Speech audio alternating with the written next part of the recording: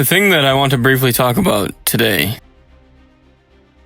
and I think this pertains to what I was talking about yesterday in regards to why I think it is extremely important to make a commitment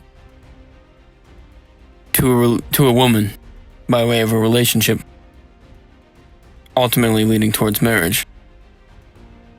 And obviously, if you have listened to that, I talked about my whole entire philosophy about why I think that marriage is important and why I think that being able to make a commitment makes you a good leader. But what I want to talk about today, or rather elaborate on, is the notion of male excellence, or just excellence in general. But I want to focus more directly on male excellence. You see, there are a multitude of presuppositions and ideas about what male excellency looks like, at least today. And you see, there are people who are what you might call influential, although I would not call them influential, although they do have some sort of an influence. Whether their influence is advantageous or not, well, you see, that is open to interpretation. But you see, I think there is this idea of what male excellency looks like at the top of the hierarchy. And you see, I believe that this, at least what I'm trying to talk about, this idea of male excellency at the top in regards to what people think in terms of what it means to be successful or to achieve excellence. You see, I think that a lot of men believe that in order to, I guess, show the world that you have achieved excellency, this means that you must possess a lot of things, a lot of objects. But I believe that this is in no way akin to what male excellency really looks like. You see, excellency does not care, or rather, if you would like to achieve excellency, it should be something that you should do for yourself. You see, you should want to achieve goals merely for your own self-satisfaction, so that you become stronger, so that you realize that you are capable of achieving anything that you set your mind to.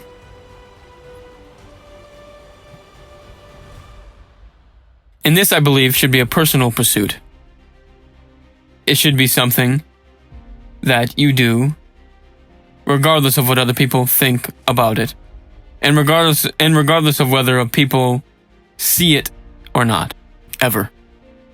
You see, the pursuit of excellency should be done for oneself, so that you may become a better leader. Now, there is an idea of excellency, but I think that the majority of men's idea of what excellency is merely ostentatious, meaning that they would like to show explicitly that they have a lot of things. But you see, just because you accumulate a lot of wealth in terms of money does not make you great, and it does not make you excellent. Sure, you may be able to buy anything you want, but you see, I believe that real and true male excellency is only focused on the greatest good, righteousness. And you see, righteousness is not akin to opulence, to avarice. It does not matter what you have. You see, a king could be a king and have nothing. It is what is inside of him that makes him a king, not what he has on the outside. This doesn't mean that the king cannot have things, that he cannot be rich and wealthy in material objects. But you see, in order for the king to become a king, and a righteous king, a king that people want to be loyal to and respect, he must be a king from within. And he must achieve this in the trenches, in the darkness. A king must not care what he possesses in terms of material wealth, but he must hold his wisdom from within and develop his own philosophy so that he may lead his men to victory. You see, just because you have things does not make you great, and it does not make you excellent. And yes, of course, you may be rich, you may be a rich man, and have a lot of material wealth and objects. And you may be able to have sex with any girl that you want. But you see, I think it's important to realize that if you are this kind of man, and your sole focus is on obtaining material wealth, and your sole focus is on obtaining as many women as you possibly can, what you need to realize is that these women which you are attracting are not necessarily righteous women, and they are not also aimed at achieving the highest good, which is what I was talking about previously, yesterday. You see, as a king, and as a man who is aiming towards excellence, he is also going to attract a woman who is aiming towards the highest good. And this is extremely important, and you must understand this. And you must realize that in order to be great, this doesn't mean that you need to have a lot of things. Possessions do not make you rich. Possessions are ephemeral, transitory, and they will be subjected to decay. And so will you, but you see, you must understand what you are at your core. And you must discipline yourself to the highest degree possible. And you must continuously aim upwards so that you may achieve the greatest good, so that you may be righteous. And you see, you must be scrupulous with yourself. And you must acknowledge all of your darkness, all of your evil. You see, as some men believe that avarice is what male excellency looks like, at least to me, this is what it seems like. You see, on the outside, they might say something different. But as I look out into the world, and I see all of these quote-unquote excellent men, these successful men, what they do not have, at least to my calculation, is the characteristics which make a man great, although they say they do. You see, just because you say you do, or you say that you possess something, some specific idiosyncrasy or characteristic, does not mean that you possess it. You see, a lot of these men, these self-proclaimed excellent men, are inherently narcissistic and completely caught up in the realm of malevolence, meaning that they find pleasure in deceiving people. And you see, this is one of the greatest moral sins. Not that I necessarily believe in the edifice of morality, although I think that is important to acknowledge. You see, I think that we all have, at least have a general understanding of what is moral and what is immoral, regardless of whether or not we are religious. This is besides the point. What I'm trying to say is that in order to be good, to be excellent, to achieve the highest good, you must choose and actively overcome temptation and evil. You see, it is easy to choose malevolence. It is the path of least resistance. It is the most captivating and alluring. And it will tempt you. Oh yes, it will tempt you. But you see, in order to be good, you must make an active decision to choose the good, to choose the hard path, to not fall into the temptation of evil. You see, being good, being righteous, and becoming a king in the highest sense of the word, this is a very difficult path. And it takes acknowledging one's own darkness, one's own shadow, and assimilating that into himself, and being capable of inflicting cost, but not doing so unless completely necessary. You see, there's a fine line between good and evil. And these self-proclaimed excellent men of today are in no way, at least to my presupposition, excellent. You see, they have fallen into the temptations of the devil. And this is very easy to do, because he promises you things. The devil will promise you luxuriousness, material wealth, women, sex, money, parties, debauchery. He will promise you all of this. And in fact, he will give it to you. Because you see, this is how he keeps you. And I'm not necessarily saying that I'm religious, but I believe that it's a good thing to acknowledge, at least because I believe that the stories, the religious stories, are advantageous for us. Because you see, I don't think that they would have withstood the test of time if they didn't have some sort of truth within them. And we must pay attention to this.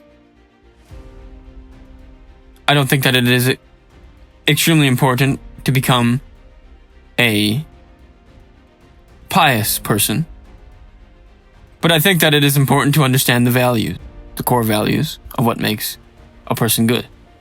Because you see, I believe that this is a guide to becoming righteous, to becoming a king in the highest sense of the word.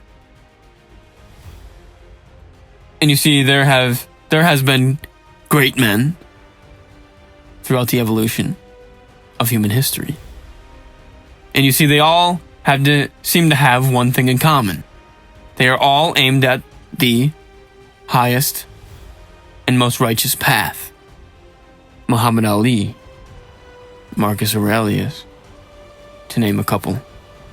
You see, Muhammad Ali was always aimed at the highest good. Malcolm X, Martin Luther King, all of these men shared similar characteristics.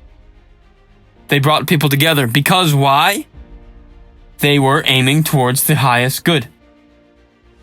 And you see, leaders bring people together. And malevolent tyrants can also bring people together. But you see, the difference between the righteous king and the malevolent tyrant is that the righteous king wants to bring people together and help them rise up with him. And the malevolent tyrant wants to keep you at his feet, serving him and bringing him bread and wine and whatever he desires. He will promise you things. Oh yes, he will make promises, but you see, he will not give you them. And then you will realize that you are trapped in his game. And we have seen this throughout the course of history. Hitler, Stalin. They promised you things. They promised their people things. But what did they bring them? Nothing good. Or perhaps they did. Who am I to say? Nonetheless, I believe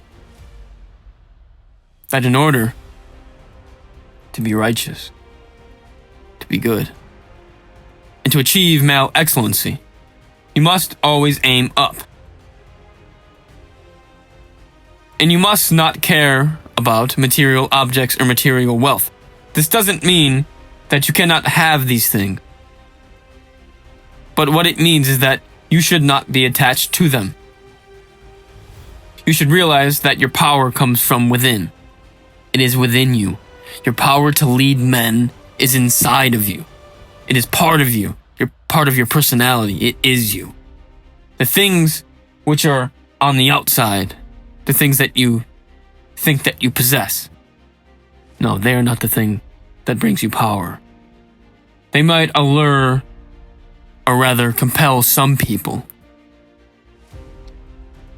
But a society full of people aiming up, full of righteous souls, they will see directly through these pretentious acts, these ostentatious displays.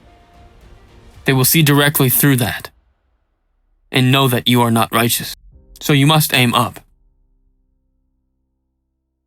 Like Heraclitus said, out of every 100 men, 80 shouldn't even be there. 10 are mere targets. 9 are the real fighters, who we are grateful for they make it a battle. But the one is a warrior, and he will bring them all home. And this is what you should be. A warrior.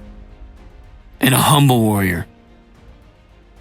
And to quote the famous words of Miyamoto Musashi, think lightly of yourself and deeply of the world. And you must do this. And you must be humble. And if you do this, I promise you, you will achieve what they call male excellence. Not these pretentious fools, these myopic idiots who say that they are the epitome of male excellence. No. You should look at people like Jocko Willing, David Goggins. Real, hard, true, and tested men. Tough men who understand what it takes to lead and what it takes to be righteous and what it takes to become a king. You must look up to people like that. And not these people like Andrew Tate or Snako or Tristan Tate. No, you see, these people are interested in deceiving you. They are sinful in their acts. And although they think that they have achieved what you call male excellency, they have not. They might have characteristics which are advantageous, of course. They might be disciplined men. But you see, when you are tempted by evil, you are not a righteous man, and you are not a man that I want to follow. No, you are not a man that I see as a leader. No, I don't believe this. You must be righteous. You must be humble, and you must be a warrior.